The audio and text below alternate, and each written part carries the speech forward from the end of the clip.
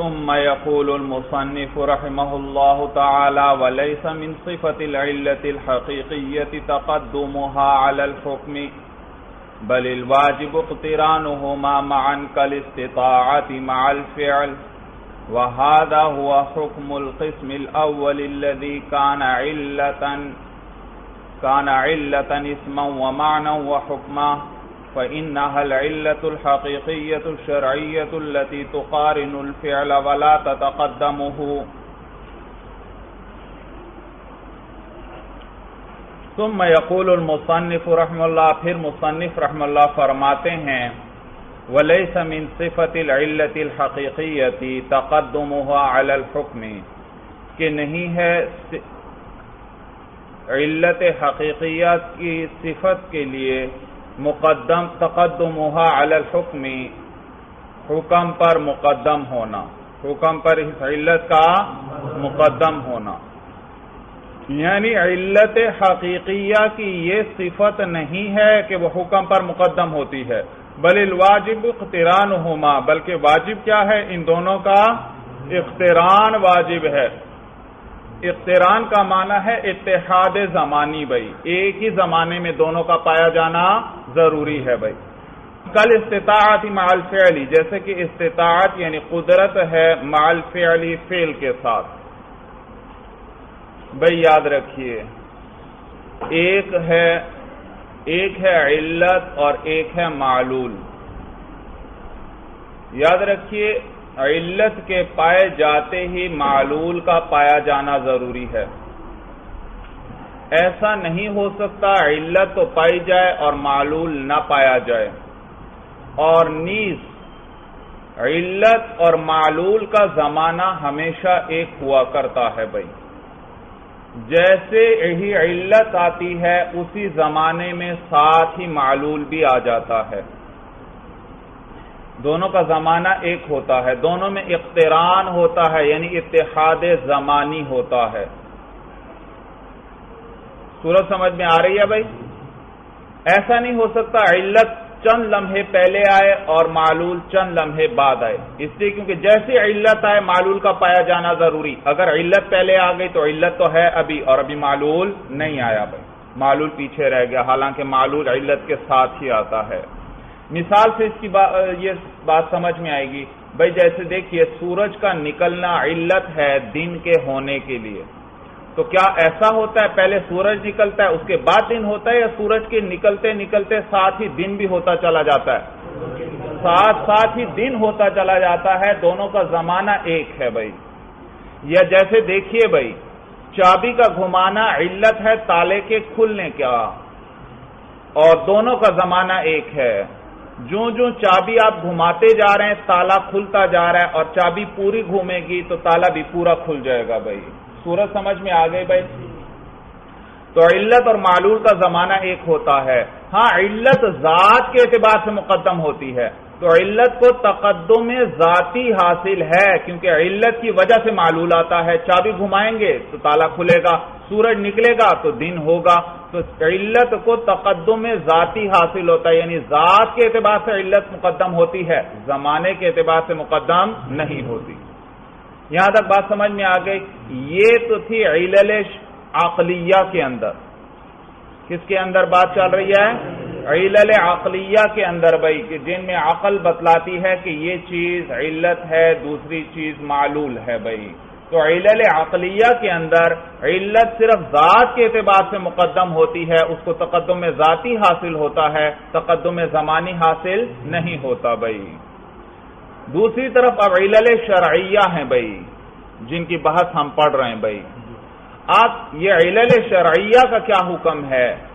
کیا یہ ان کا اور ان کے معلول یعنی ان کا حکم جو ہے، یہاں پر معلول کیا ہوگا؟ علل شرعیہ کا معلول حکم ہوا کرتا ہے، تو علل شرعیہ کے اندر ان کا معلول یعنی ان کا حکم وہ ان کے ساتھ ہی آتا ہے یا ان کے بعد آتا ہے؟ تو یاد رکھیے جمہور کا مذہب یہ ہے کہ جیسے علل عقلیہ کے اندر علت اور معلول میں اتحاد زمانی ہوتا ہے، علل شرعیہ کے اندر بھی علت اور حکم کے درمیان اقتران ہوتا ہے، یعنی اتحاد زمانی ہوتا ہے۔ صورت سمجھ میں آ گئی؟ تو معلوم ہوا علل شرعیہ بھی معلول پر مقدم نہیں ہو سکتی، یعنی حکم پر مقدم، کیونکہ علت جو ہے اس کے ذریعے حکم آیا کرتا ہے، تو اگر علت مقدم ہو گئی تو کہنا پڑے گا علت تو پائی جا رہی ہے اور ابھی تک حکم نہیں آیا، حالانکہ حکم علت کے ساتھ ہی آتا ہے، حکم سے مؤخر نہیں۔ یہاں تک بات سمجھ میں آ گئی؟ دیکھیے بھائی، وَلَيْسَ مِن صِفَةِ الْعِلَّةِ الْحَقِيقِيَّةِ تَقَدُّمُهَا عَلَى الْحُكْمِ بَلِ الْوَاجِبُ اقْتِرَانُهُمَا مَعًا، اور نہیں ہے علت حقیقیہ کی صفت میں سے اس کا مقدم ہونا حکم پر، بَلِ الْوَاجِبُ اقْتِرَانُهُمَا مَعًا، بلکہ واجب ہے ان دونوں کا اکٹھے ملے ہونا، یعنی کس اعتبار سے ملے ہونا؟ زمانے کے اعتبار سے۔ کل استطاعت مع الفعل، جیسے کہ قدرت ہے فعل کے ساتھ۔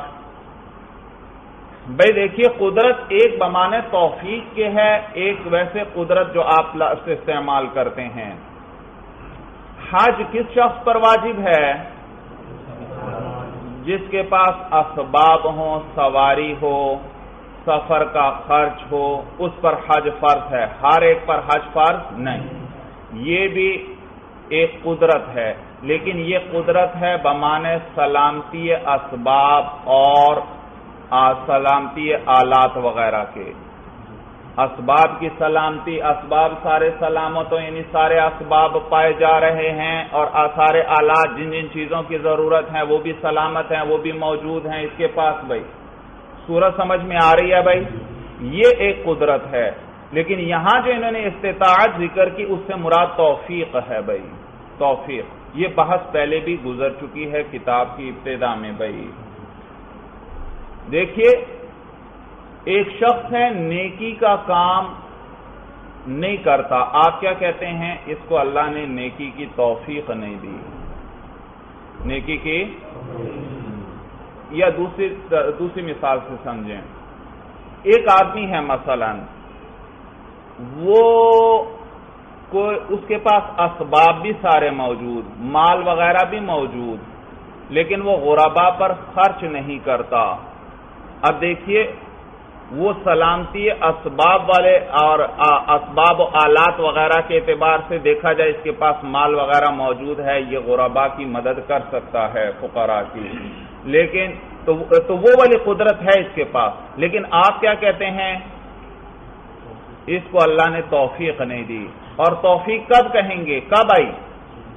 جب وہ خرچ کرنا شروع کرے گا۔ جب تک وہ خرچ نہیں کر رہا کہیں گے توفیق نہیں، اور جیسے ہی وہ خرچ کرنا شروع کرتا ہے آپ کہتے ہیں اللہ نے اس کو توفیق دے دی۔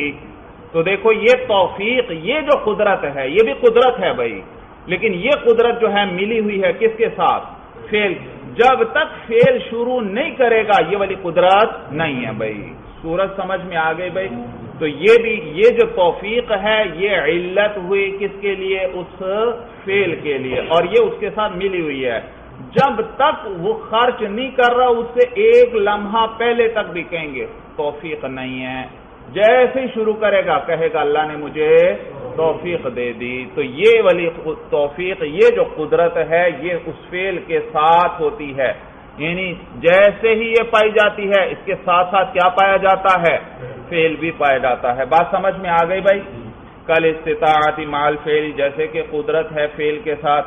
کہتے ہیں وَهَذَا هُوَ حُكْمُ الْقِسْمِ الْأَوَّلِ الَّذِي كَانَ عِلَّةً اسْمًا وَمَعْنًى وَحُكْمًا، یہ حکم ہے پہلی قسم کا، علت کی 7 قسمیں پڑھی تھیں بھائی، یہ پہلی قسم کا حکم ہے۔ کیا حکم بتلایا؟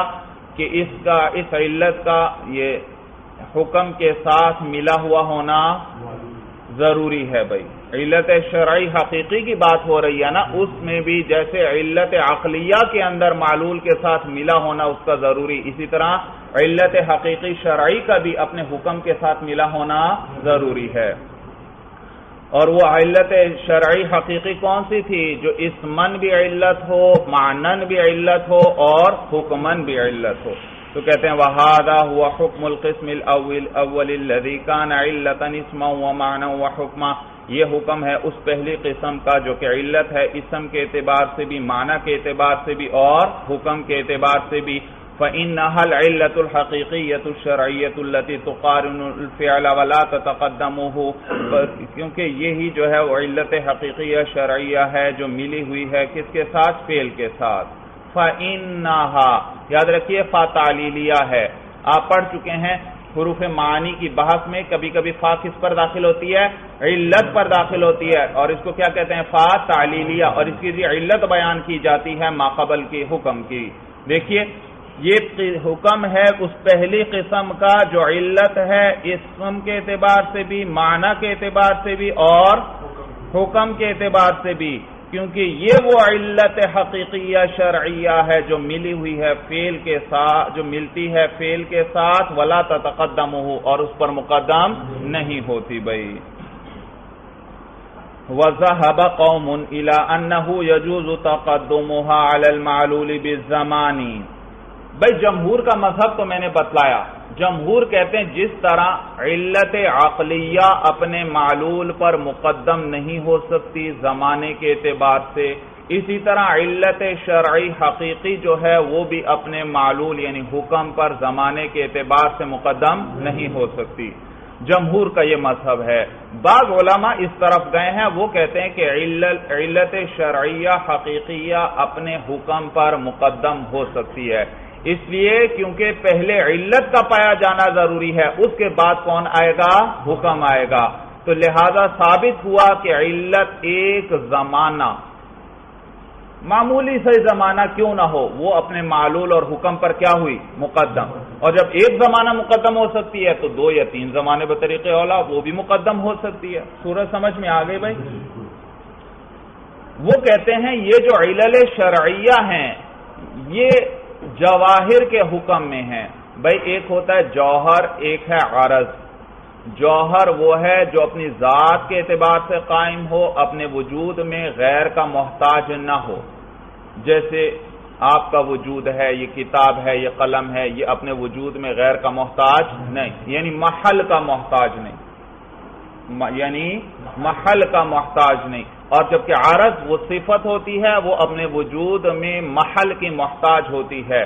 صفت کے لیے کوئی نہ کوئی موصوف ضرور چاہیے، بغیر موصوف کی صفت نہیں پائی جا سکتی۔ تو عرض ہے صفت اور جوہر ہے ذات۔ تو صفت جو ہے بغیر موصوف کے نہیں، جیسے شجاعت ہے، بہادری بھائی، اس کے لیے کوئی موصوف چاہیے، یہ کسی کے ساتھ قائم ہوگی۔ سخاوت جو ہے اس کے لیے کوئی موصوف چاہیے کیونکہ یہ صفت ہے۔ تو جوہر اپنے وجود میں محل کا محتاج نہیں ہوتا، جبکہ عرض کیا ہے؟ اپنے وجود میں محل کا یعنی موصوف کا محتاج ہوتی ہے بھائی۔ تو یہ بعض علماء کہتے ہیں کہ یہ جو علل شرعیہ ہیں یہ جوہر کے حکم میں ہیں، جوہر تو نہیں لیکن کس کے حکم میں ہیں؟ جوہر کے حکم میں ہیں، اور ان میں بقا بھی ہے بھائی، ان میں جیسے بھائی صفت میں تو آپ پڑھ چکے ہیں، صفت میں بقا نہیں ہوتی، ہر لمحہ نئی نئی صفت آتی جاتی ہے۔ یہ لمحہ گزرا، یہ ایک صفت ہی گزر گئی۔ یہ دیوار کے ساتھ آپ سفیدی دیکھ رہے ہیں، اس لمحے جو سفیدی ہے اگلے لمحے ختم، وہ نئی سفیدی آ گئی، اس سے اگلے لمحے وہ ختم، نئی سفیدی آ گئی، اس سے اگلے لمحے وہ سفیدی ختم، کیونکہ یہ صفت ہے اور صفت کے اندر بقا نہیں، ہر لمحے صفات کے اندر تجدد ہوتا ہے۔ بات سمجھ میں آ گئی بھائی؟ جیسے بھائی منافع کے اندر آپ نے پڑھا، منافع کے اندر کیا ہوتا ہے؟ تجدد۔ آپ ایک مکان کے پورے سال کے منافع یعنی رہائش کو اکٹھا کر سکتے ہیں؟ نہیں، وہ ہر لمحے نئی رہائش آ رہی ہے، نئے نئے منافع آ رہے ہیں بھائی، اور پچھلے گزرتے چلے جا رہے ہیں بھائی۔ سورج سمجھ میں آ گئی بھائی؟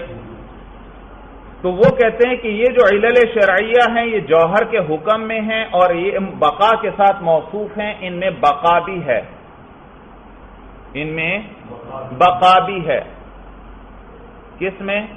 علل شرعیہ کے اندر۔ جیسے کہتے ہیں بیع علت شرعیہ ہے، کس چیز کے لیے؟ ملکیت کے لیے۔ بیع کریں گے تو فوراً مشتری مبیع کا مالک بن جائے گا، تو بیع علت شرعیہ ہے۔ اور کہتے ہیں دیکھیے اس بیع کے اندر یہ ہے تو عرض، لیکن یہ جوہر کے حکم میں ہے کہ اس کے اندر بقا ہے بھائی، بقا تو صرف جوہر میں ہوا کرتی ہے، صفات میں نہیں ہوتی، لیکن اس کے اندر کیا ہے؟ بقا۔ چنانچہ 10 دن بعد آپ اپنے مشتری اور بائع مل کر کیا کر لیتے ہیں؟ بے کو فسخ کر لیتے ہیں۔ کرتے ہیں یا نہیں کرتے؟ بھائی بے تو وہ گزر گئی تھی 10 دن پہلے، لیکن معلوم ہو اس کے اندر بقا ہے، جبھی تو آج آپ 10 دن بعد کیا کر رہے ہیں؟ اس کو فسخ کر رہے ہیں۔ اگر بقا نہ تو فسخ کا کیا معنی بھائی؟ بات سمجھ میں آئی؟ ان کی دلیل سمجھ میں آئی؟ ہم جواب میں کہتے ہیں کہ یہ جو فسخ آیا یہ بے پر نہیں آیا، بے کے حکم پر آیا ہے بھائی۔ کس پر آیا ہے؟ ہاں، بے گزر چکی، بے نہیں ہے اس وقت، کیا ہے؟ بے کا حکم، یعنی وہ ملکیت باقی ہے، اس پر یہ فسخ آیا ہے بھائی۔ صورت سمجھ میں آ گئی؟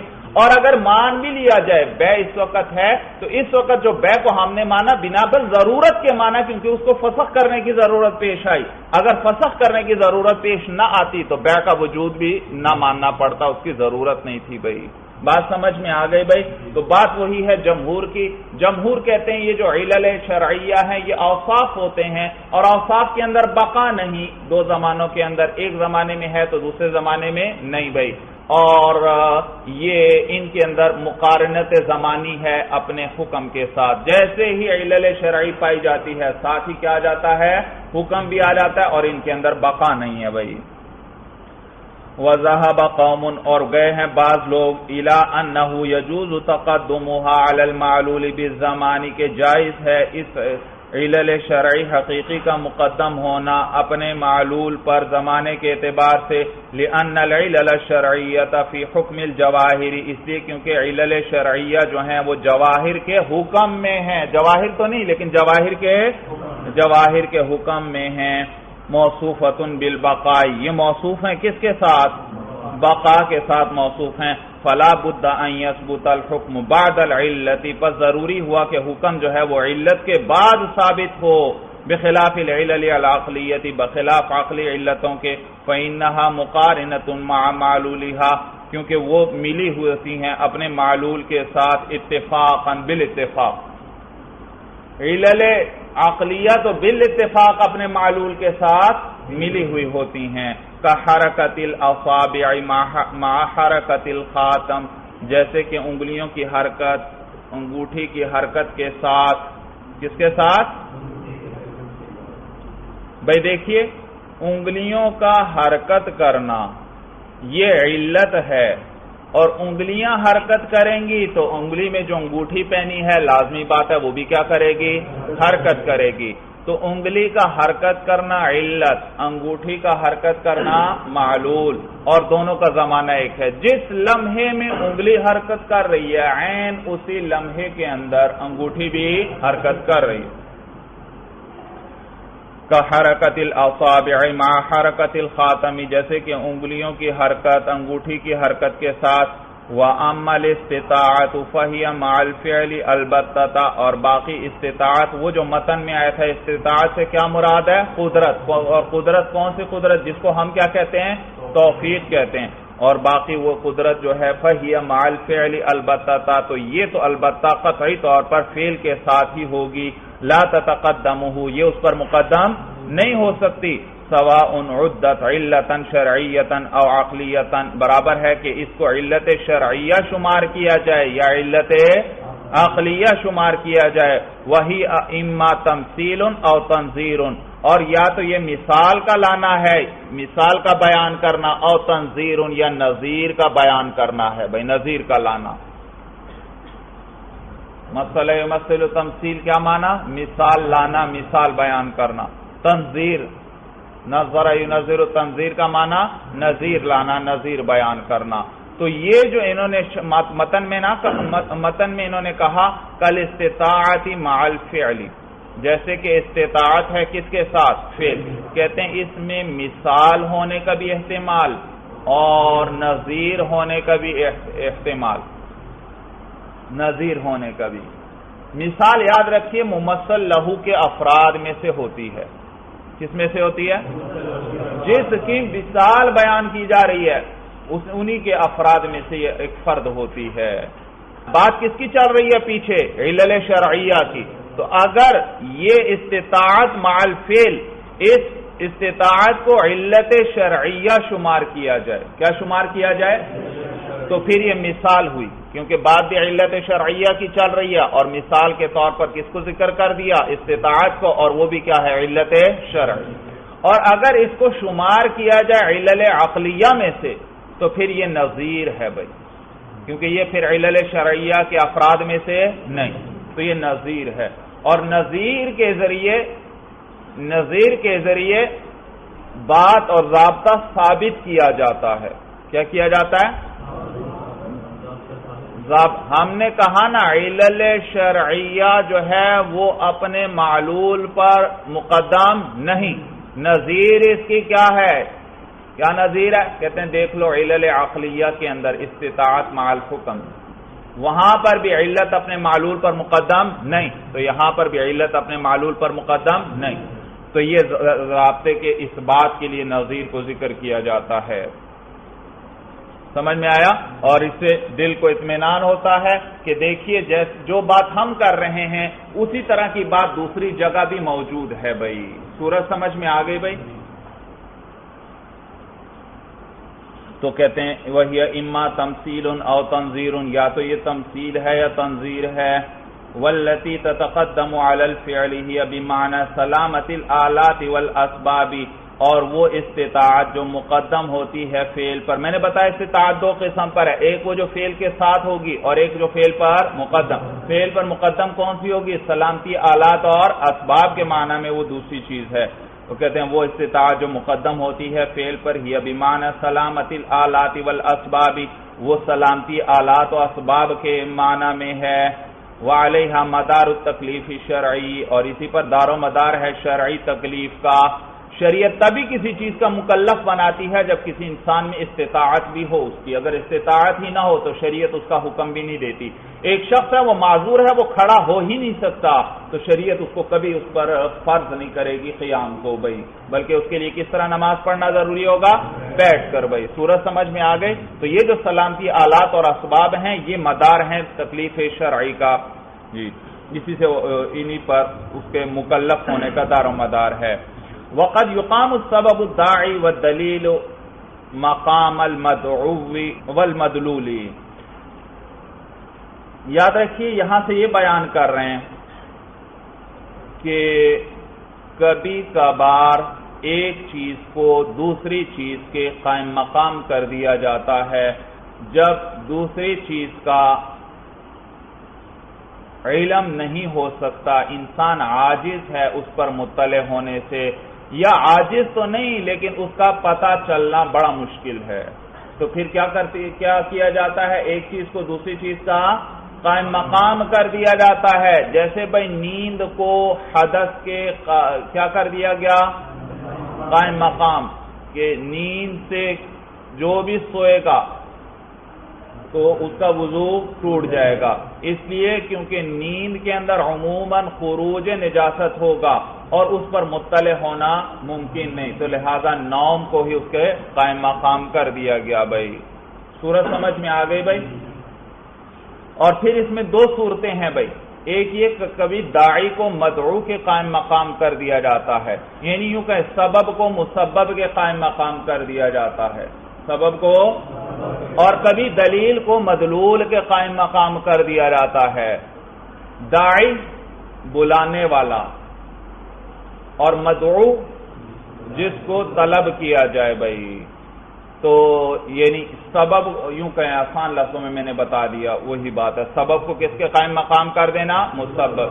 ایک چیز دوسری چیز کی طرف داعی ہے تو اسی داعی کو اس مدعو جس کی طرف داعی تھی اس کے قائم مقام کر دیا گیا.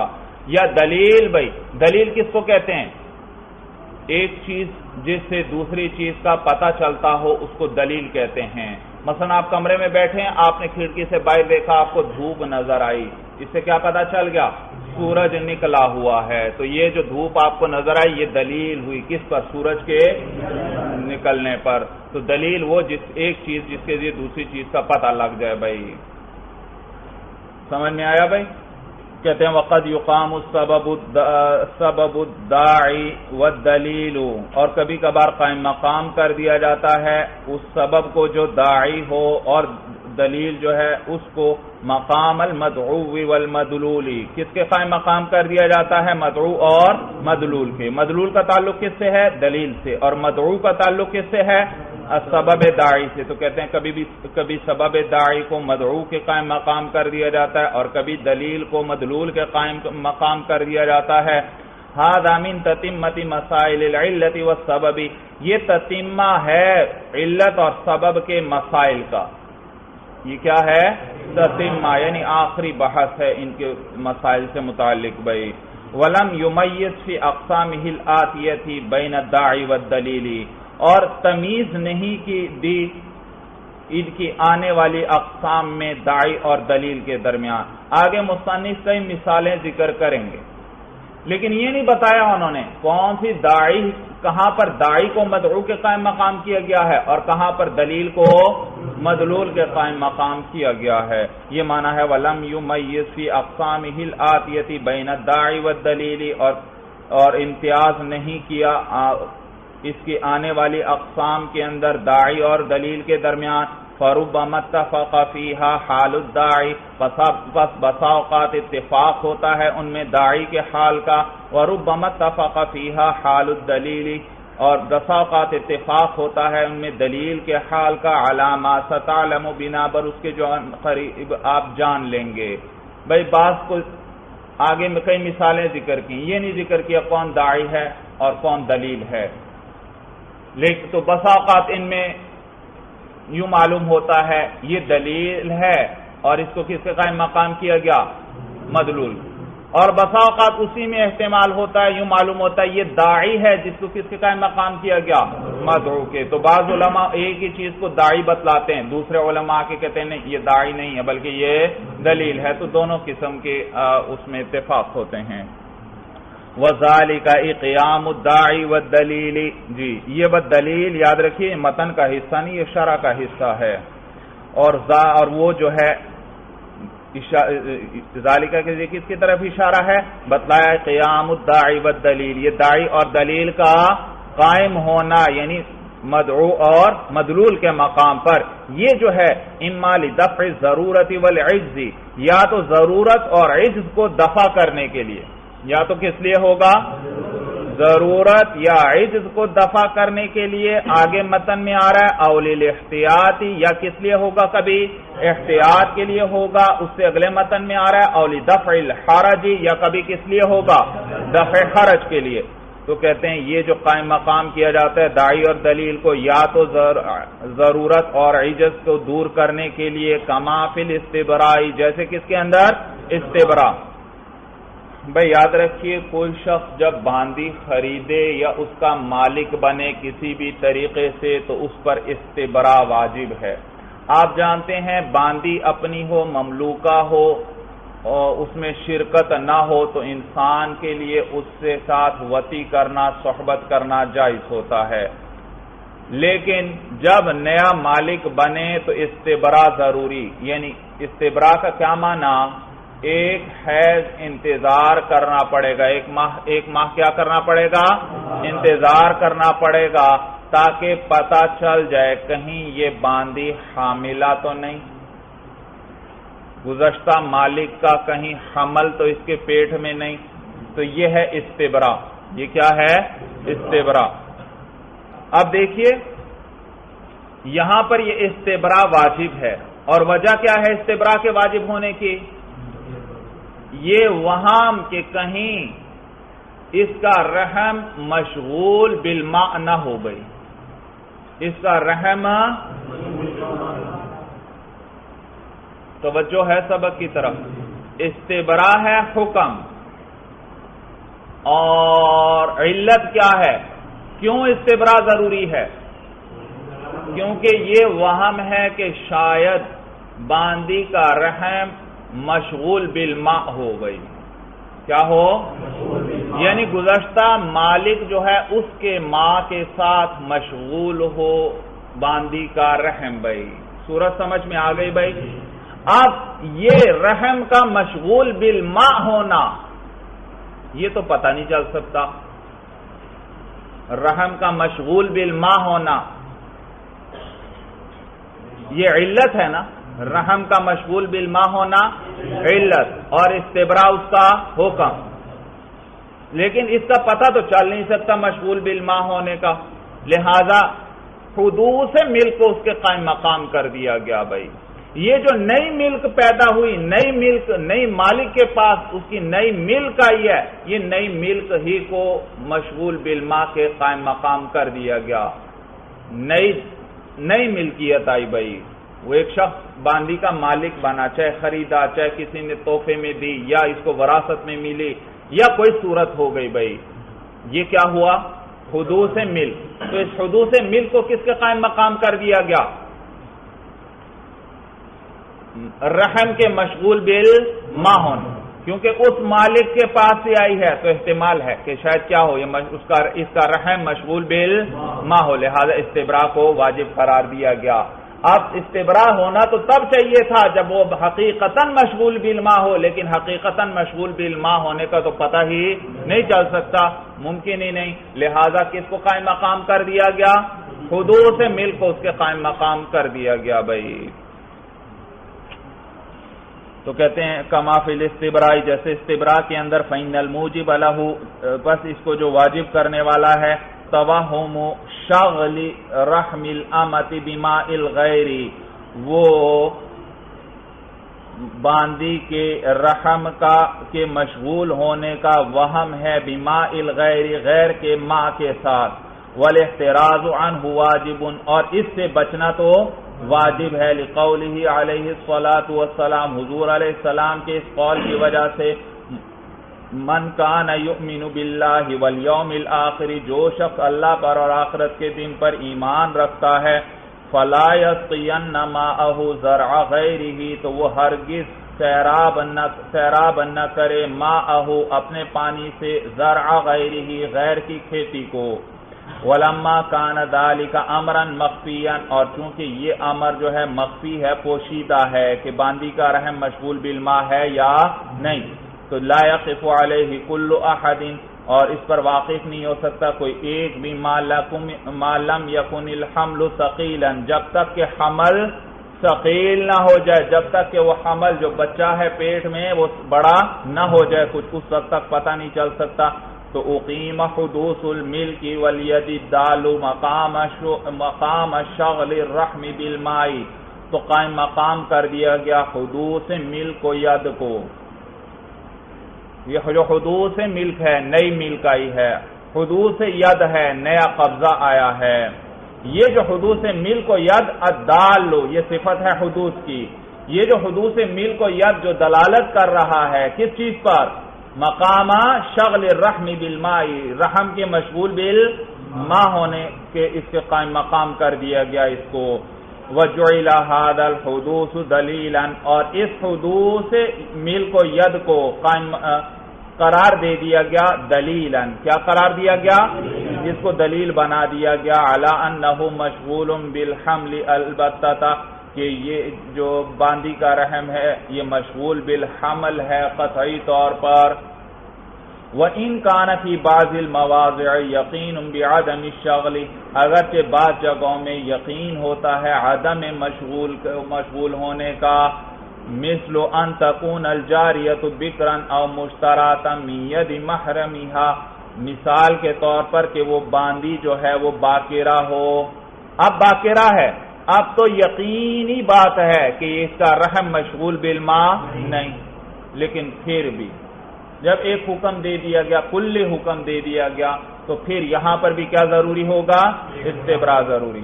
یا ایک باندیا اس کو اس کے محرم سے خرید لیا، بھائی کس سے خرید لیا؟ محرم سے۔ آپ کہیں گے بھائی محرم کے تو قبضے میں آتے اس کو آزاد ہونا چاہیے تھا، جواب یہ کہ نہیں بھائی، دو شرطیں تھیں، محرم بھی ہو اور قریبی رشتہ دار بھی ہو، دونوں شرطیں ہوں گی تو باندی اس ملک میں جاتے آزاد ہوگی، صرف محرم ہو یا صرف قریبی رشتہ دار ہو تو آزاد نہیں، تو یہاں صرف محرم کی بات کی، باندی کو اپنے محرم سے خرید لیا، مثلا اس باندی کو اس کے رضاعی بھائی نے خریدا تھا، اس باندی نے اور اس شخص نے کیا کیا تھا، بچپن میں ایک ہی عورت کا دودھ پیا تھا، تو یہ دونوں کیا بن گئے؟ رضاعی بھائی بہن، اور رضاعی بھائی بہن بھی کس کی طرح ہوتے ہیں؟ حقیقی بھائی بہن کی طرح، ان میں نکاح ہمیشہ کے لیے حرام، تو یہ محرم تھے ایک دوسرے کے، تو اس کو کس سے خریدا؟ باندی کو محرم سے. اب وہ تو ایک دوسرے پر حرام تھے, وہاں قطعی بات ہے صحبت ہوئی ہی نہیں, تو لہذا یہ باندی جہاں سے آئی ہے لہذا اس کے رحم کے مشغول بالماء ہونے کا امکان ہی نہیں. لیکن پھر بھی جب یہ حکم دیا گیا تو کل حکم دے دیا گیا کہ استبراء یہاں بھی ضروری. ونحوہ, اور اسی طرح اور صورتیں بھائی, جیسے کسی عورت سے خرید لیا بھائی, باندی کو کس سے خریدا؟ عورت سے, تو وہاں پر بھی مشغول بالماء ہونے کا امکان نہیں, لیکن پھر بھی استبراء واجب ہے. ولیکن لم یعتبر ھذا الیقین, لیکن اعتبار نہیں کیا گیا اس یقین کا. یہاں پر تو یقین ہے عدم مشغولیت کا, لیکن پھر بھی اس یقین کا اعتبار نہیں کیا گیا. وحکم بوجوب الاستبراء فی کل ما وجد حدوث الملک والید, اور حکم دیا گیا استبراء کے واجب ہونے کا ہر اس صورت کے اندر جس میں حدوث ملک اور ید پایا جائے. وغیرہ, یہ متن ہے بھائی, کما فی الاستبراء وغیرہ, جیسے کس کے اندر ہے؟ استبراء کے اندر ہے, اور غیر الاستبراء, ضمیر کا مرجع بتلایا کہ غیر ہی کی ہاں ضمیر استبراء کو راجع, جیسے کہ استبراء میں اور غیر استبراء میں ہے. اچھا بھائی, یہ پچھلی مثال میں کیا تھا؟ پچھلی مثال میں داعی کو مدعو کے قائم مقام کیا گیا تھا یا دلیل کو مدلول کے قائم مقام کیا گیا تھا؟ یاد رکھیے وہاں پر دلیل کو مدلول کے قائم مقام کیا گیا تھا. انہوں نے خود کہا نہیں حدوث الملک والید الدال, دلیل اور دال کا لفظ انہوں نے ذکر کیا, تو وہ دلیل کی غیر کل خلوت صحیحۃ اقیمت مقام الدخول, جیسے کہ خلوت صحیحہ اس کو قائم مقام کر دیا گیا الدخول, کس کے؟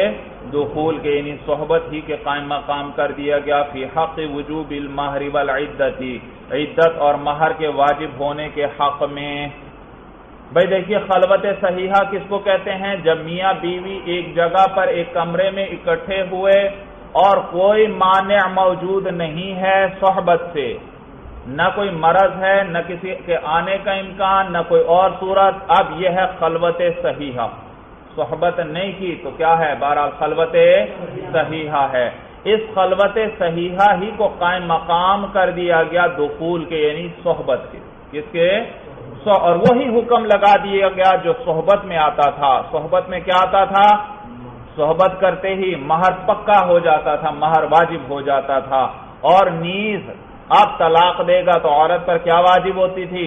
عدت. تو یہ خلوت صحیح, جس طرح صحبت کے اندر مہر واجب ہوتا تھا اور عدت عورت پر واجب ہو جاتی تھی, خلوت صحیحہ بھی اسی کے قائم مقام ہے بھائی. تو اس میں بھی وہ مہر بھی آئے گا اور عدت بھی آئے گی بھائی. سمجھ میں آئی بات؟ کیونکہ صحبت پر مطلع ہونا ممکن نہیں بھائی, صحبت پر مطلع ہونا یا دشوار ہے, تو لہذا اب اس کو قائم مقام کر دیا گیا. والنکاح اقیم مقام الدخول فی ثبوت النسب, اور نکاح کو قائم مقام کر دیا گیا صحبت کے نسب کے ثبوت میں. نکاح ہو جائے, نکاح کے بعد عورت کے جو اولاد ہوئی وہ اس خاوند کی شمار ہوگی, تو نکاح ہی کو کس کے قائم مقام کر دیا گیا؟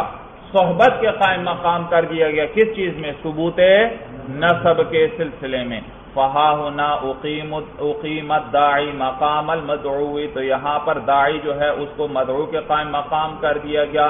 لأن الخلوۃ والنکاح داع الی الدخول, اس لیے کیونکہ خلوت صحیحہ اور نکاح جو ہیں وہ داعی ہیں. کس چیز کے؟ صحبت کے داعی ہیں بھائی, یہ اس تک پہنچانے والے ہیں. خلوت صحیحہ بھی کہاں تک پہنچانے والی ہے؟ صحبت. اور نکاح بھی کہاں تک پہنچانے والا ہے؟ صحبت تک پہنچانے والا ہے. تو لہذا یہ جو داعی ہیں اس داعی کو ہی مدعو کے یعنی صحبت کے قائم مقام کر دیا گیا. اول الاحتیاط, یا اس کا عطف وہ پیچھے اما لدفع الضرورت والعجز پر ہے بھائی, یا احتیاط کے لیے کہ یہ جو قیام داعی اور دلیل ہے یا تو ضرورت اور عجز کی بنا پر ہوگا یا کس بنا پر ہوگا؟ احتیاط کے لیے ہوگا. کما فی تحریم الدواعی الی الوطی, جیسے کہ ترجمے پہ نظر رکھنا, کما فی تحریم الدواعی الی الوطی, جیسے دواعی الی الوطی کے حرام قرار دینے میں, دواعی الی الوطی کے بعض صورتوں میں وطی حرام ہے، اور جب وطی حرام ہے تو وہاں پر دواعی وطی بھی کیا ہوتے ہیں؟ حرام ہوتے ہیں۔ من النظر والقبلۃ واللمس، بھئی دواعی وطی کیسے کیا مراد ہیں؟ کہتے ہیں یعنی کہ نظر دیکھنا، والقبلۃ یعنی کہ نظر دیکھنا بھئی مراد ہے شرمگاہ کی طرف دیکھنا، والقبلۃ اور بوسہ لینا، واللمس اور چھونا، اقیمت مقام الوطی، ان سب کو وطی کے یعنی صحبت کے قائم مقام کر دیا گیا، فی الاستبراء، کس کے اندر؟ جب استبراء کے اندر جیسے وطی حرام ہوتی ہے، اسی طرح نظر، قبلہ اور لمس جو داعی ہیں یہ بھی حرام ہیں۔ وحرمت المصاہرہ، اور حرمت مصاہرت میں کس کے اندر؟ جیسے وطی سے حرمت مصاہرت آ جاتی ہے، اسی طرح جو یہ نظر، قبلہ اور لمس ہے اس سے بھی کیا آ جائے گی؟ اس سے بھی حرمت مصاہرت آ جائے گی۔ والاحرامی، احرام کے حق میں، احرام میں بھئی جیسے احرام کے اندر وطی حرام، اسی طرح دواعی وطی بھی حرام۔ والظہاری، اور زہار میں جب تک کفارہ نہ دیا ہو اس وقت تک وطی حرام تو دواعی وطی بھی حرام۔ والاعتکافی، اور اعتکاف کے اندر جیسے وطی حرام تو دواعی وطی بھی حرام۔ للاحتیاط، کس لیے؟ احتیاط کے لیے، کیونکہ یہ دواعی وطی کہاں تک پہنچانے والے ہیں؟ وطی تک پہنچانے والے۔ فهو ايضا مثال لاقامت الداعی مقام المدعو، تو یہ مثال ہے داعی کو مدعو کے قائم مقام کرنے کی۔ او لدفع الحرج كما في السفر والطهر، یا حرج کو دور کرنے کے لیے جیسے کہ سفر میں اور طہر میں ہے، جیسے کس میں ہے؟ سفر اور طہر میں ہے۔ ہادان مثالان لاقامت الدلیل مقام المدلول، یہ دونوں مثالیں ہیں دلیل کو مدلول کے قائم مقام کرنے کی۔ فإن السفر اقیم مقام المشقت، کیونکہ سفر جو ہے اس کو قائم مقام کر دیا گیا مشقت کے۔ سفر میں بھئی رخصت ہے، نماز کی بھی قصر کرنا پڑے گی اور روزے کی بھی، روزہ بعد میں رکھ سکتے ہیں تو، لیکن یہ رخصت اس کی اصل وجہ سفر نہیں بلکہ کیا ہے؟ مشقت ہے، لیکن اس مشقت کا پتہ چلنا دشوار ہے کیونکہ لوگوں کی طبیعتیں مختلف ہوتی ہیں۔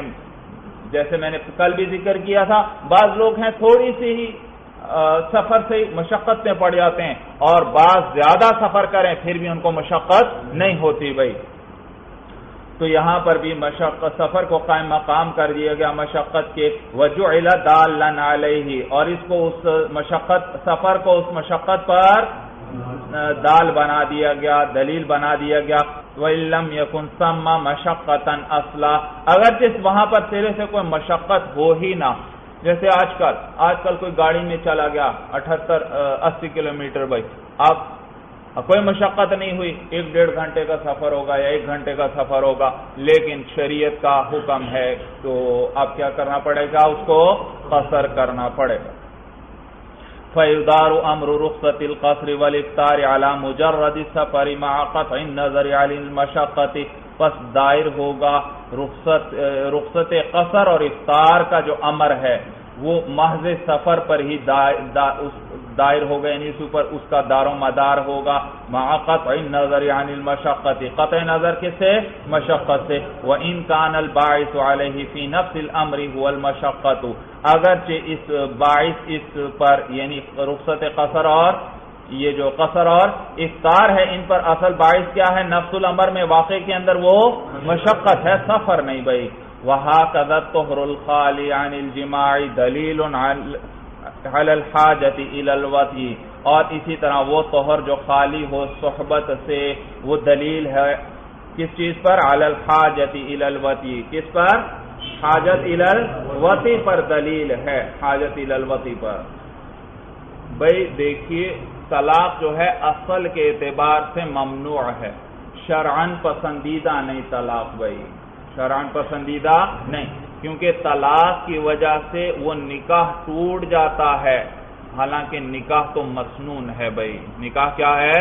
تو طلاق کی وجہ سے وہ نکاح مسنون ٹوٹ جاتا ہے، اس لیے یہ پسندیدہ نہیں، لیکن اس کی انسان کبھی اس کا محتاج ہو جاتا ہے، ضرورت پیش آ جاتی ہے، جس وقت کے جس وقت حقوق نکاح کا قائم رکھنا مشکل ہو جائے، جس وقت حقوق نکاح کا قائم رکھنا مشکل ہو جائے بھائی، تو جس وقت کیا ہو، حقوق نکاح کو قائم رکھنا مشکل ہو جائے، تو اس وقت اب حاجت پیش آ گئی، تو اس وقت طلاق مشروع ہے بھائی، اس وقت طلاق جب حقوق نکاح کو قائم رکھنے سے انسان عاجز آ جائے اور تو ضرورت پیش آ گئی، تو اس ضرورت کی بنا پر کیا ہے، طلاق دینا مشروع ہے۔ لیکن یہ حاجت، ضرورت، یہ تو ایک امر باطنی ہے، اس پر تو انسان مطلع نہیں ہو سکتا، تو دلیل کو اس مدلول کے قائم مقام کر دیا گیا بھائی، اور وہ دلیل کیا ہے، وہ طہر جو خالی ہو صحبت سے، وہ طہر جو خالی ہو کس سے، صحبت سے، اس لیے کیونکہ طہر وہ زمانہ ہے جس میں رغبت پیدا ہوتی ہے صحبت کی۔ بھائی حالت حیض و نفاس میں تو طبیعت عورت سے کیا کرتی ہے، نفرت کرتی ہے، دور ہوتا ہے انسان، لیکن طہر کی حالت میں طبیعت کیا ہے، رغبت کرتی ہے صحبت کی طرف، تو ایسا طہر جو ہے جو صحبت سے خالی ہے، اسی کو اس رغبت کے قائم مقام کر دیا گیا، اس کے صورت سمجھ آ رہی ہے؟ تو بھائی دیکھیے طلاق اصل کے اعتبار سے ممنوع ہے، کیونکہ اس کے اندر نکاح مسنون کو توڑنا پایا جاتا ہے، لیکن ضرورت کی بنا پر یہ مشروع ہے جب انسان محتاج ہو جائے، جبکہ وہ عاجز آ جائے، کس چیز سے، حقوق نکاح کے قائم کرنے سے جب وہ عاجز آ جائے تو حاجت پیش آ گئی، کس چیز کی، طلاق کی بھائی، اور یہ حاجت یہ تو امر باطنی ہے، اس پر تو کوئی مطلع نہیں ہو سکتا، لہذا اس حاجت پر دلیل کو اس کا قائم مقام بند کر دیا گیا، اور وہ دلیل کیا ہے بھائی، کہتے ہیں وہ زمانہ جس میں رغبت ہوتی ہے عورت کی طرف، جس میں عورت کی طرف رغبت ہوتی ہے، اور وہ کون سا زمانہ ہے، وہ طہر جو خالی ہو کس سے، صحبت سے، وہ طہر جو خالی ہو کس سے، صحبت سے، تو اس کو قائم مقام کر دیا گیا اس حاجت کے آسانی کے لیے، اس طہر کو قائم مقام کر دیا گیا کس کے، اس حاجت طلاق کے کس آسانی کے لیے، کس لیے، دوبارہ سنیے بھائی دیکھیے طلاق جو ہے اپنی اصل کے اعتبار سے درست نہیں بھائی، ممنوع ہے، کیونکہ اس کی وجہ سے نکاح مسنون کو توڑنا لازم آتا ہے، لیکن کبھی کبھی حاجت پیش آ جاتی ہے طلاق کی، اور کہ جب نکاح کے حقوق کو قائم رکھنے سے انسان عاجز آ جائے، کیا پیش آ جاتی ہے، حاجت، اور جب حاجت پیش آئے گی تو اس وقت طلاق کیا ہے، مشروع ہے۔ اب یہ حاجت کا تو پتہ نہیں چل سکتا کب حاجت پیش آئی، تو اس کے لیے دلیل کو اس کا قائم مقام کر دیا، کیونکہ حاجت تو دل میں ہے نا، اس کا تو پتہ نہیں چل سکتا، تو دلیل کو اس کے قائم مقام کر دیا گیا اس حاجت الی الطلاق پر، اور وہ دلیل کیا، وہ طہر جس کے اندر صحبت نہ کی ہو، کیونکہ طہر کے اندر طبیعت رغبت کرتی ہے کس کی طرف، صحبت کی طرف رغبت کرتی ہے، تو اس وقت پھر اجازت ہوئی، اجازت دی گئی کس چیز کی، تو اس وقت طلاق مشروع ہوئی بھائی، اس وقت طلاق کیا ہوئی، مشروع ہوئی۔ بات واضح نہیں ہوئی میرا خیال، چلیے کتاب سے دیکھیں انشاءاللہ اور واضح ہو جائے گی بھائی۔ تو کہتے ہیں وَهَكَذَا الطُّهْرُ الْخَالِي عَنِ الْجِمَاعِ دَلِيلٌ عَلَى الْحَاجَةِ إِلَى الْوَطْءِ، اور اسی طرح وہ طہر جو خالی ہو جماع سے، دلیل علی الحاجت الی الوطء، یہ دلیل ہے کس چیز پر، حاجت الی الوطء پر، وَإِن لَّمْ تَكُن لَّهُ حَاجَةٌ إِلَيْهِ فِي الْقَلْبِ، اگرچہ اس شخص کے دل میں حاجت نہ ہو اس وطء کی، اگرچہ دل میں اس شخص کے وطء کی، لیکن حاجت بھائی وہ تو دل کے اندر کی چیز ہے، اس پر مطلع ہونا ممکن نہیں، لہذا اس طہر خالی یہ جو ہے اس کو قائم مقام کر دیا گیا اس حاجت کے۔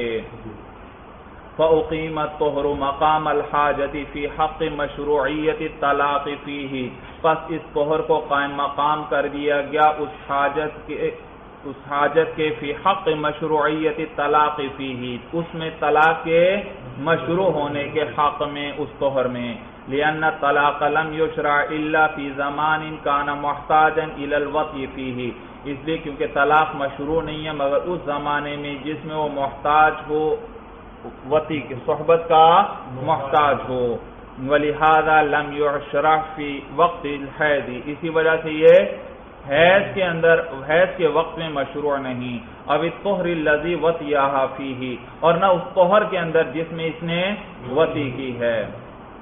بھائی دیکھیے، توجہ کریں ادھر بھائی، یاد رکھیے طلاق مشروع ہوئی ہے اس وقت کے اندر جس میں طبیعت عورت کی طرف رغبت کرے۔ طلاق مشروع کب ہوئی ہے؟ اس وقت کے اندر جب طبیعت عورت کی طرف رغبت کرے، اور وہ وقت کون سا ہے؟ طہر کا ہے، وہ طہر جس کے اندر صحبت نہ کی ہو، اس میں اور طلاق مشروع ہے، طلاق دینا درست ہے بھائی۔ باقی اس طہر کے اندر جس میں صحبت کی یا حیض کے اندر طلاق دینا مشروع نہیں، آپ فقہ میں پڑھ چکے ہیں بھئی۔ یہ اس طہر کے اندر طلاق دینا مشروع کیوں ہے جس کے اندر صحبت نہیں کی؟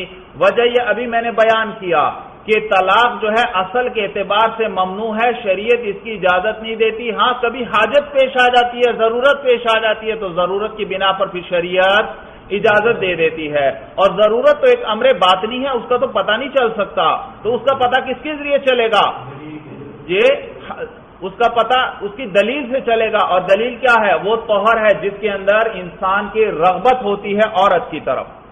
اب اس رغبت والے زمانے کے اندر بھی، اس رغبت والے زمانے کے اندر طلاق دینا مشروع ہے بھائی، تاکہ بات پوری طرح پکی ہو جائے کہ واقعی اب حقوق نکاح کو قائم رکھنا مشکل ہے۔ یہ تو رغبت کا زمانہ تھا، اس وقت تو عورت کی طرف اس کی رغبت ہونی چاہیے تھی، اب وہ طلاق دے سکتا ہے رغبت والے زمانے۔ حیض کے زمانے میں تو طبیعت نفرت کرے گی، اسی طرح وہ طہر جس کے اندر صحبت کر چکا اس میں بھی عورت کی رغبت نہیں ہوگی، کیونکہ صحبت کر چکا، اپنی خواہش پوری کر چکا ہے۔ لیکن یہ طہر جس کے اندر اس نے صحبت نہیں کی، اس کے اندر طلاق دے، یہ اب عورت کی رغبت کا زمانہ ہے، عورت کی رغبت کا زمانہ ہے، تو اب طلاق دو تاکہ پتہ چلے کہ واقعی حقوق نکاح کو قائم رکھنا مشکل ہو گیا ہے، قائم نہیں رکھا جا سکتا اس وقت۔ تو رغبت کے زمانے میں طلاق دینا اسی لیے مشروع ہے تاکہ پتہ چل جائے کہ اب واقعی حقوق نکاح کو قائم رکھنا ممکن نہیں رہا بھائی، یہ تو رغبت والا زمانہ تھا، اس تو شریعت نے اس لیے تاکہ رغبت کے زمانے میں طلاق دے، رغبت کے زمانے میں پتہ لگ جائے کہ اس وقت حقوق نکاح کو قائم رکھنا ممکن نہیں ہے۔ کیوں؟ حیض میں طلاق دے، اس وقت تو طبیعت رغبت کرتی نہیں، یا ایسے طہر میں طلاق دے جس میں صحبت کر چکا ہے، اس وقت بھی طبیعت رغبت نہیں کرتی، تو بعد میں یہ نہ ہو کہ پچھتانے لگے کہ یہ تو بھائی اس وقت مجھے اس لیے رغبت نہیں تھی اور میں نے طلاق دے دی، عورت ہاتھ سے نکل گئی، بیوی ہاتھ سے نکل گئی، نکاح ٹوٹ گیا، تو لہذا شریعت نے کیا کہا؟ کس وقت دو طلاق؟ اس طہر میں جس کے اندر صحبت نہ کی ہو بھائی، صحبت۔ اب یہ زمانہ کون سا ہے؟ رغبت والا ہے، اب طلاق دو گے تو پتہ چل جائے گا کہ واقعی حقوق نکاح کو قائم رکھنا ممکن نہ رہا تھا، اس لیے طلاق دے دی بھائی۔ صورت سمجھ میں آ گئی بھائی؟ تو یہ زمانہ جب آئے گا تو ہو سکتا ہے اس کی ارادہ بدل جائے بھائی، کیونکہ یہ تو رغبت والا زمانہ ہے، اور شریعت بھی کیا چاہتی ہے؟ جوڑ چاہتی ہے، توڑ نہیں چاہتی بھائی۔ بات اب اچھی طرح سمجھ میں آ گئی۔ والفرق بین الضرورت و دفع الحرج، اور فرق ضرورت اور دفع حرج میں یہ ہے بھئی، پیچھے ذکر آیا تھا کہ بعض جگہ دفع ضرورت کے لیے یہ دلیل اور داعی کو مدلول اور مدعو کے قائم مقام، کبھی کس بنا پر؟ دفع ضرورت کے لیے، اور کبھی دفع حرج کے لیے۔ دونوں میں فرق کیا ہے؟ دفع ضرورت اور دفع حرج میں بتلانے لگے ہیں، بتلائیں گے کہ ضرورت وہ ہے جس پر مطلع ہونا ممکن ہی نہ ہو، اور حرج وہ ہے جس پر مطلع ہونا ممکن تو ہو لیکن بڑا مشکل ہو بھائی، یہ فرق ہوگا. کہتے ہیں والفرق بین الضرورت و دفع الحرج، اور ضرورت اور دفع حرج کے درمیان فرق یہ ہے کہ ان فی الضرورت والعجز لا يمكن الوقوف على الحقیقت اصلا، کہ ضرورت اور عجز کے اندر ممکن ہی نہیں ہوتا واقف ہونا حقیقت پر، سرے سے واقف ہونا ہی ممکن نہیں ہوتا. وفی دفع الحرج يمكن ذلك، اور دفع حرج کے اندر حقیقت پر مطلع ہونا ممکن ہوتا ہے مع وقوع المشقت، ساتھ کس کے پائے جانے کے؟ مشقت کے ہونے کے. کما فی السفر، جیسے کہ سفر کے اندر يمكن ادراک المشقت بحسب احوال اشخاص الناس، جیسے سفر کے اندر ممکن ہے مشقت کا پانا لوگوں کے اشخاص یعنی افراد کے احوال کے اعتبار سے پتہ تو چلایا جا سکتا ہے کہ مشقت ہوئی ہے یا مشقت نہیں ہوئی، لیکن یہ مشکل کام ہے. والفرق بین السبب والدلیل، اب پیچھے بھائی سبب کا بھی ذکر آیا تھا اور دلیل کا، کہ سبب کو کبھی کبھار مسبب کے قائم مقام کیا جاتا ہے، کبھی دلیل کو مدلول. یہ سبب اور دلیل میں کیا فرق ہے بیان کر رہے ہیں کہ ان السبب لا يخلو عن تاثیر له في المسبب، یہ سبب وہ خالی نہیں ہوتا اپنی تاثیر سے مسبب کے اندر. سبب کی کیا ہوتی ہے؟ مسبب میں تاثیر ہوتی ہے. والدلیل قد يخلو عن ذلك، اور دلیل کیا ہے؟ کبھی کبھار اس سے خالی ہوتی ہے. والدلیل قد يخلو عن ذلك، اور دلیل کبھی اس سے خالی ہوتی ہے. فتكون فائدته العلم بالمدلول لا غیر، تو پھر اس دلیل کا فائدہ کیا ہوگا؟ یہ اس کے ذریعے صرف مدلول کا علم ہوگا اور کسی کوئی فائدہ نہیں. سبب جو ہوتا ہے وہ مفضی ہوتا ہے الی المسبب، اس تک پہنچانے والا ہے، جبکہ دلیل جو ہے اس کے ذریعے صرف مدلول کا علم ہوتا ہے، اس تک پہنچانے والی نہیں ہوتی. نیز سبب ہمیشہ مقدم ہوتا ہے، مسبب ہمیشہ مؤخر، جبکہ دلیل مدلول پر مؤخر بھی ہو سکتی ہے. دلیل مدلول پر مؤخر. ایک شخص ہے دوسرے سے کہتا ہے مجھے آپ سے محبت ہے.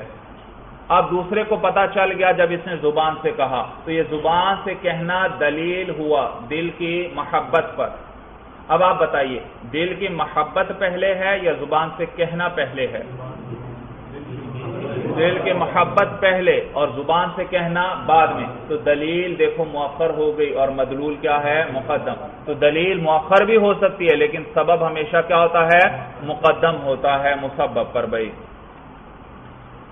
وَمِن جُمْلَةِ أَمْثِلَةِ إِقَامَةِ الدَّلِيلِ مَقَامَ الْمَدْلُولِ، اور دلیل کو مدلول کے قائم مقام کرنے کی جملہ مثالوں میں سے الاخبار عن المحبت، وہ محبت کی خبر ہے. اقیم مقام المحبت، جس کو قائم مقام کر دیا گیا محبت کی. فی قول الرجل لامرأته، کسی شخص کے اس قول کے اندر اپنی بیوی سے ان کنت تحبینی فانت طالق، اگر ایک شخص اپنی بیوی سے کہتا ہے ان کنت تحبینی فانت طالق، اگر تم مجھ سے محبت کرتی ہے تو تجھے طلاق ہے. فقالت، اس عورت نے کہا احبک، میں تجھ سے محبت کرتی ہوں. طلاقت، بھائی وہ کیا ہو جائے گی؟ طلاق والی ہو جائے گی. کیوں؟ کہتے ہیں لِأَنَّ الْمَحَبَّةَ أَمْرٌ بَاطِنٌ، اس لیے کیونکہ محبت ایک امر باطنی ہے. لَا يُوقَفُ عَلَيْهِ إِلَّا بِالْإِخْبَارِ، اس پر واقف نہیں ہوا جا سکتا مگر خبر کے ذریعے ہی. خبر کے ذریعے، اور اس نے خبر کیا دی؟ محبت ہے. تو جو محبت ہے دلیل ہی کو مدلول کے قائم مقام کر دیا گیا. لَكِنَّهُ يَقْتَصِرُ عَلَى الْمَجْلِسِ، لیکن یہ بند رہے گا مجلس پر ہی. مجلس کے اندر اگر عورت کہے احبک تو پھر کیا ہو جائے گی؟ طلاق ہو جائے گی، ورنہ نہیں. کیوں؟ لِأَنَّهُ مُشْبِهٌ بِالتَّخْيِيرِ، کیونکہ یہ مشابہ ہے کس کے ساتھ؟ تخییر کے ساتھ مشابہ ہے. وَالتَّخْيِيرُ مُقْتَصِرٌ عَلَى الْمَجْلِسِ، اور تخییر بند ہوتی ہے کس پر؟ آپ پڑھ چکے ہیں اختیار کب تک رہتا ہے؟ مجلس کے اختتام تک باقی رہتا ہے. توکیل تو مجلس کے بعد بھی رہتی ہے لیکن اختیار مجلس تک ہی رہتا ہے. تو لہٰذا یہ بھی تخییر کے مشابہ ہے، لہٰذا مجلس تک ہی یہ بند رہے گا. مجلس کے اندر اگر کہہ دے احبک تو طلاق ہو جائے گی، ورنہ طلاق نہیں ہوگی. بھائی چلیے بس بھائی، ھذا ھو المرام، اللہ اعلم بحقیقت الکلام.